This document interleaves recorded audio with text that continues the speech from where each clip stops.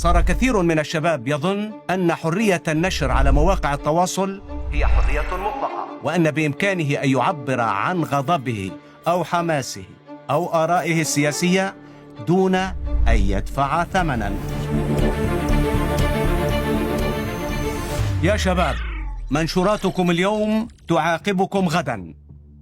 سلام من صبا بردة. في زمن صار فيه الهاتف الذكي أقوى من السيف وأخطر من المدفع، يعيش جيل الشباب العربي اليوم وهم الحرية المطلقة على مواقع التواصل الاجتماعي.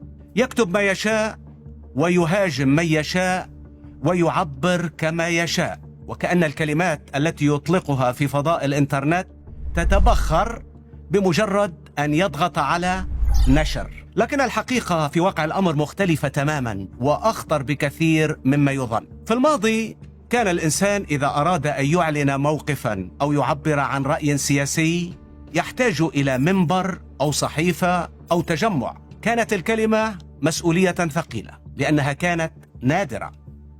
أما اليوم فقد صار لكل إنسان منبر في جيبه يكتب عليه متى شاء دون مراجعة أو تفكير أو وعي بالعواقب. ومع هذه السهولة تضاعفت الأخطاء. صار كثير من الشباب يظن أن حرية النشر على مواقع التواصل هي حرية مطلقة، وأن بإمكانه أن يعبر عن غضبه أو حماسه أو آرائه السياسية دون أن يدفع ثمناً. وهذه في واقع الأمر أكبر أكذوبة في عصر الإنترنت. ما يكتبه الإنسان اليوم على فيسبوك أو إكس أو تيك توك لا يذهب أدراج الرياح، بل يخزن في أرشيفات رقمية ضخمة تتغذى على كل كلمة وصورة وتعليق، ويحفظ كما تحفظ الملفات الأمنية في أدراج أجهزة الاستخبارات. لا تنخدع بالمنصات حين تسألك بماذا تفكر. لا تخبرها، فهي لا تختلف عن المحققين في فروع المخابرات إلا بأسلوب التحقيق فقط. والإنترنت لا ينسى، ومن السهل جدا أن يفتح هذا السجل يوما ليحاسب صاحبه على ما قاله ولو بعد سنوات طويلة. الشباب العربي يظن أن التعبير عن رأيه في قضايا سياسية أو اجتماعية حساسة هو نوع من الشجاعة، لكن الشجاعة الحقيقية ليست في التفريغ على الشاشات، بل في الوعي بما تفعله كلماتك، وإدراك أن الكلمة في زماننا هذا سلاح ذو حدين، قد تحررك أو تدمرك. كن حذرا. لا يوجد شيء اسمه مجرد منشور. الكلمة التي تكتبها حتى لو ظننت أنها بسيطة أو عابرة قد تفتح يوما أمامك كدليل ضدك، ربما وأنت تتقدم إلى وظيفة أو تسعى للحصول على منحة أو تمر على أحد المعابر الحدودية. وهذا بالمناسبة ليس خيالا أو نظرية مؤامرة، هذه حقيقة تقنية وأمنية ثابتة. فكل حركة لك على الإنترنت تترك ديجيتال فوتبرينت، أثرا رقميا تلقائيا، ولا يمكن محوه تماما مهما حذفت المنشورات أو الحسابات. وقد رأينا مئات القصص لأشخاص حوسبوا بعد سنوات بسبب كلمة كتبوها في شبابهم أو نكتة ساخرة ظنوها بريئة. بالمناسبة الرئيس الأمريكي الأسبق نفسه باراك أوباما قالها بصراحة حين وجه نصيحة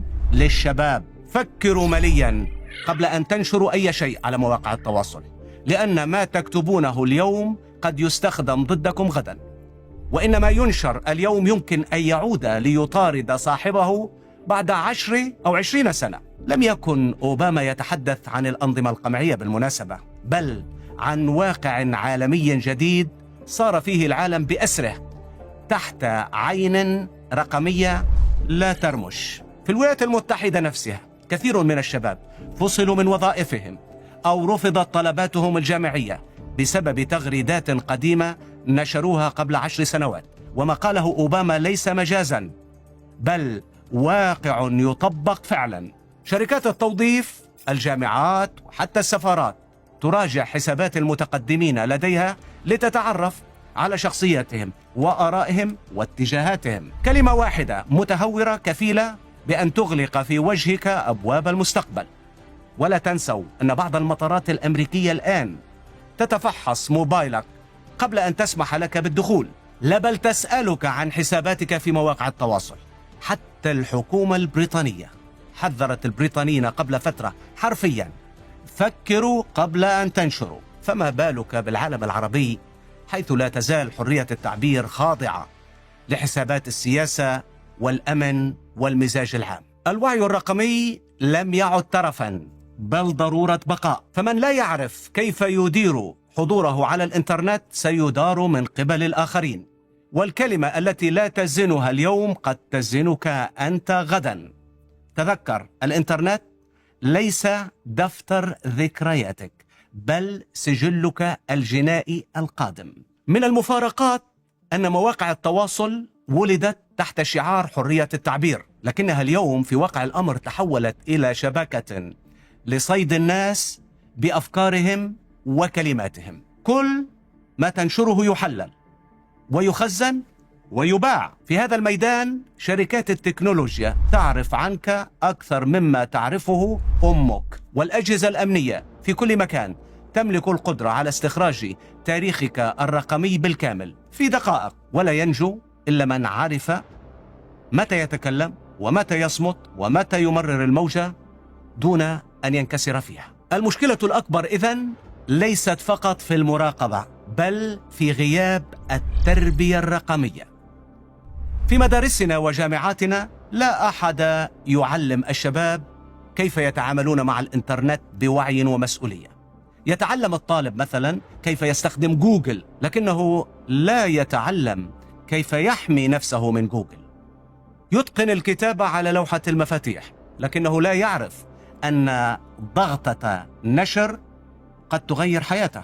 في الغرب بدأوا منذ سنوات تعليم الأطفال مبادئ الأمان الرقمي والبصمة الإلكترونية، لأنهم يدركون أن الجهل بالتقنية أخطر من الجهل بالسياسة. أما في عالمنا العربي فما زال كثيرون يعيشون في وهم أن الحساب الشخصي خاص، بينما هو في الحقيقة أكثر انكشافا من الشارع العام. طبعا ليس المقصود من كل هذا أن يخاف الشباب من الكتابة، بل أن يفكروا قبل أن يكتبوا. الفرق بين الوعي والخوف أن الأول يجعلك تختار كلماتك، والثاني يجعلك تصمت تماما. نريد جيلا يعبر بذكاء، لا جيلا يخرس من الخوف أو يتهور من الجهل. الذكاء هنا في أن تعرف أين ومتى وكيف تعبر. اكتب ولكن بلغة لا تدينك، ناقش ولكن بحجة لا تجرك إلى المحاكم، اعترض يا سيدي ولكن ضمن حدود القانون والمنطق والكرامة. إلى اللقاء.